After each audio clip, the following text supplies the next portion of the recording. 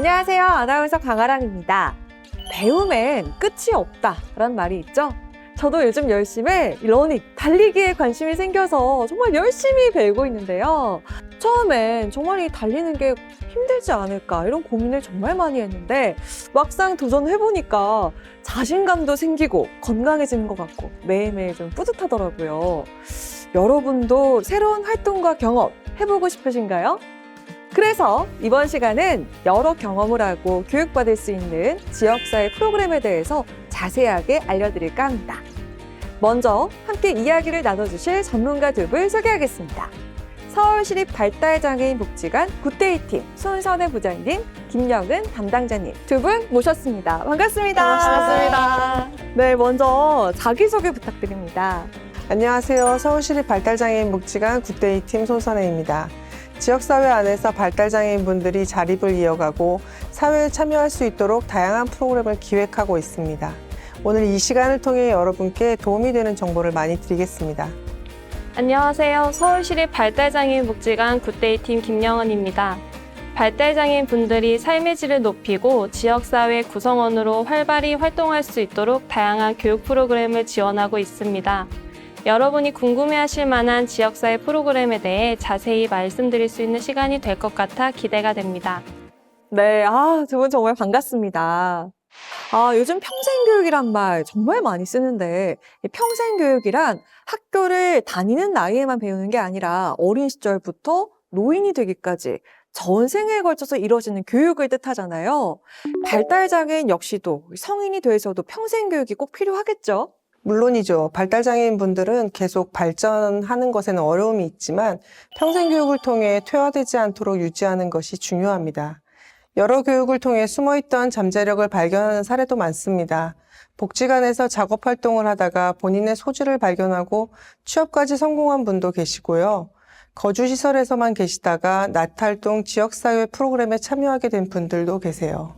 사회가 굉장히 빠르게 변화하잖아요. 사회가 변화하면서 요구되는 기술과 지식도 달라지기 때문에 평생교육을 통해 적응력을 기르는 기회가 필요한데요. 예를 들면 스마트폰을 사용하지 못하면 굉장히 불편함이 많은데 교육을 통해 배우게 되면 온라인 쇼핑도 할 수 있고 SNS도 사용할 수 있게 되면서 자립생활에 한 걸음 가까워질 수 있죠. 저희가 진행한 교육으로는 스마트 교육과 키오스크 교육 등이 있는데요. 교육에 참여하신 분들은 스마트 교육을 통해 스마트폰으로 생활물품을 구매하는 걸 배우고 키오스크 교육을 통해 기프티콘 사용법을 배웠습니다. 실생활에서 꼭 필요한 부분이었기 때문에 이 교육을 통해 실제 자립생활에 도움이 많이 되었다는 평을 받기도 했습니다. 이렇게 평생교육은 단순히 학습의 의미를 넘어 발달장애인에게는 생존과 자립을 돕는 중요한 도구가 될 수 있습니다. 두 분 말씀을 들어보니까 성인이 돼서도 교육이나 여가 활동이 꼭 필요하다 이런 생각이 드는데요. 활동을 할 수 있는 방법은 여러 가지가 있지만 자신이 살고 있거나 친숙한 지역에서 운영하는 프로그램을 이용하는 게 가장 대표적인 방법일 텐데요. 뭘 배울 때 아무래도 집에서 가까운 곳을 선택을 해야 한 번이라도 더 나가게 되잖아요. 나와 거리가 가까운 곳에서 운영하는 지역사회 프로그램을 이용하게 되면 어떤 장점이 있을까요? 지역사회 프로그램은 학습뿐만 아니라 지역 내 다양한 활동을 통해 사람들과 관계를 맺고 의사소통 능력을 키울 수 있는 사회적 상호작용의 기능까지 함께하고 있습니다. 저희 복지관의 경우에는 주민과 함께하는 지역 축제나 프로그램을 진행했는데요. 여기서 텃밭 가꾸기, 공원 조성하기 등의 활동을 했어요. 그리고 1인 가구 분들의 정기적인 모임을 통해 좋은 관계를 형성하도록 하기도 했고요. 이 과정에서 수업을 들으러 왔다가 친구를 만드는 분들도 많고요. 지역 주민과 친해지는 경우도 있습니다. 지역사회 프로그램에 참여하시면 보통의 삶을 만들어가는 데 도움이 된다고 말씀드리고 싶은데요. 내가 스스로 선택한 일을 할 때 오늘 하루를 잘 보냈다 이런 생각을 하잖아요. 발달장애 분들도 내가 선택한 활동을 통해 좋은 하루를 만들어가면서 자존감도 높아지고 자립심도 더 커지는 것 같습니다. 이렇게 지역 프로그램을 통해서 친구를 만들 수도 있고 나의 일상을 즐겁게 채울 수도 있겠네요. 직장에 나가서 일을 하시는 분들도 있지만 집에 계시거나 또 대화할 상대가 없어서 심심하신 분들께는 정말 좋은 기회가 될 것 같습니다. 자, 그렇다면 지역사회 프로그램을 진행하는 기관에는 어떤 곳들이 있나요? 가장 대표적인 곳이 장애인 복지관이겠고요. 그 이외에도 장애인 평생교육센터, 주간보호센터, 주간활동센터, 그리고 지역 주민이나 유관기관과 함께하는 지역사회 프로그램이 있는데요. 장애인 평생교육센터는 교육 프로그램을 중점으로 진행하고 있고요. 주간보호센터의 경우 사는 지역에서 원하는 활동을 선택해 정해진 이용 시간만큼 참여할 수 있어요. 만 18세부터 만 64세까지로 나이 제한이 있고 취업한 경우나 거주시설에 사는 경우는 서비스를 이용하기 어렵습니다. 장애인 복지관은 장애인뿐만 아니라 장애인 가족도 이용할 수 있는 시설로 교육 프로그램뿐만 아니라 취업, 자립, 지역사회 참여 등 통합적인 서비스를 제공하고 있습니다. 자신의 그 상황에 맞는 기관을 선택하는 게 좋을 것 같은데요. 주변에서 가장 쉽게 찾아갈 수 있는 곳이 복지관이잖아요. 이 복지관에는 어떤 프로그램들이 준비되어 있습니까? 복지관별로 사업은 조금씩 다른데요. 크게 구분해 보자면 다양한 문화여가를 경험할 수 있도록 교육 프로그램을 제공하고 있습니다. 저희 복지관의 경우를 예로 들어서 설명해 드리면요.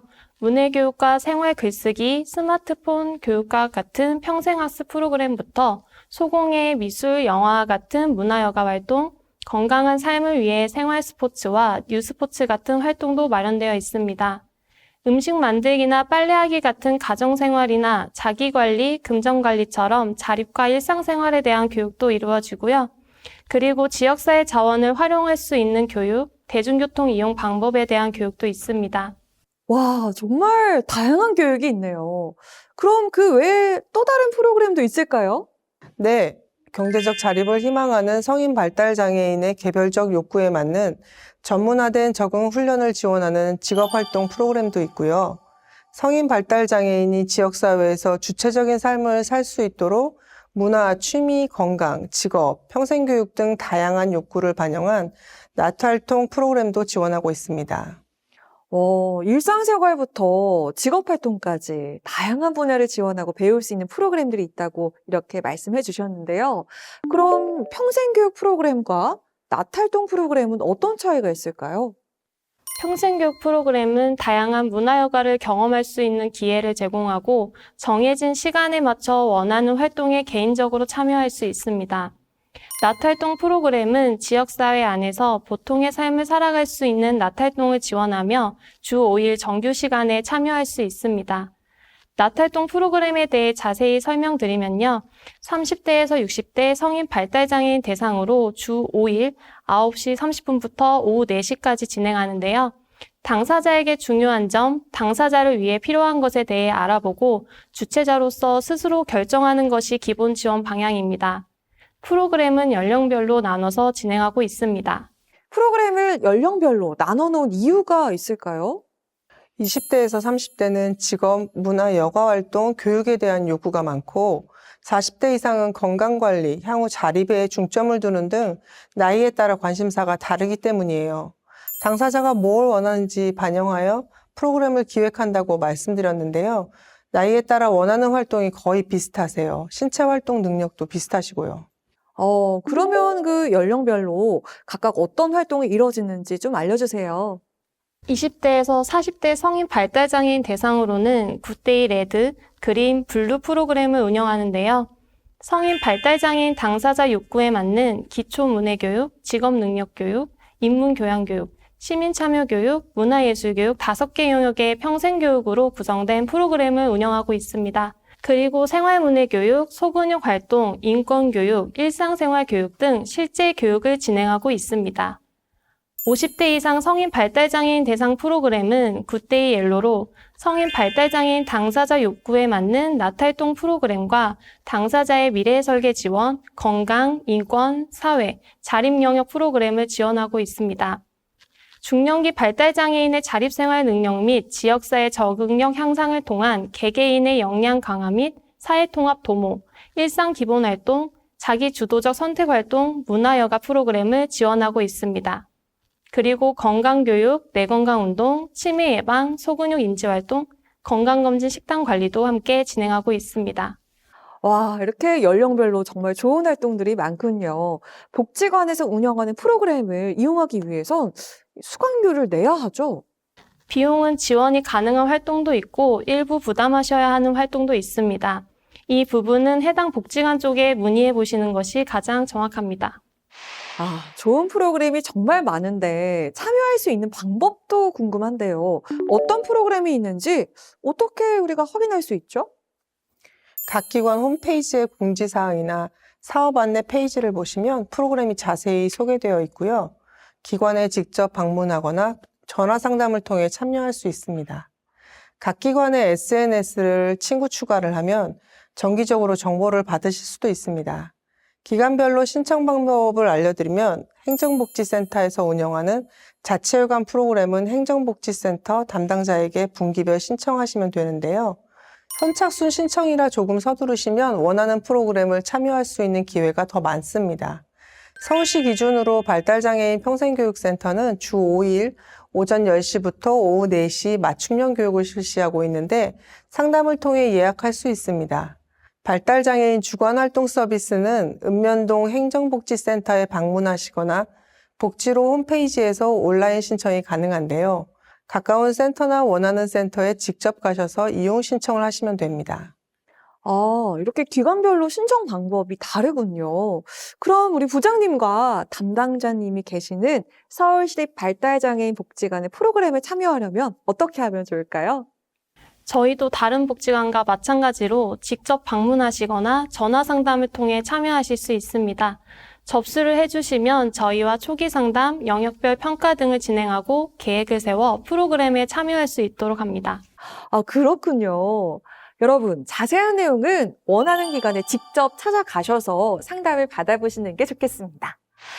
그리고 마지막으로 내가 과연 잘 적응할 수 있을지 걱정되는 마음 때문에 혹은 귀찮다라는 이유로 지역사회 프로그램 참여를 망설이고 계신 분들 계실 것 같거든요. 두 분께서 한 말씀 좀 해주시죠. 지역사회로 나와 새로운 자신을 발견할 수 있는 좋은 기회입니다. 용기 내주세요.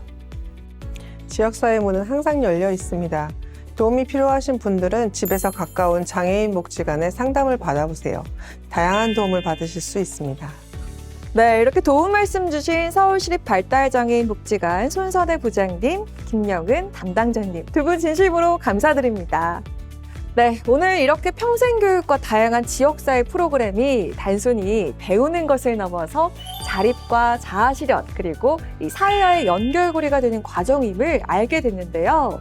혹시 참여를 고민하고 계신 분들은 주변의 복지관이나 관련 기관에 상담을 요청하세요. 언제든지 친절하게 안내해 주실 겁니다.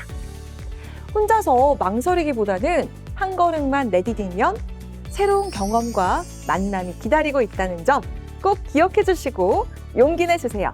여러분, 감사합니다.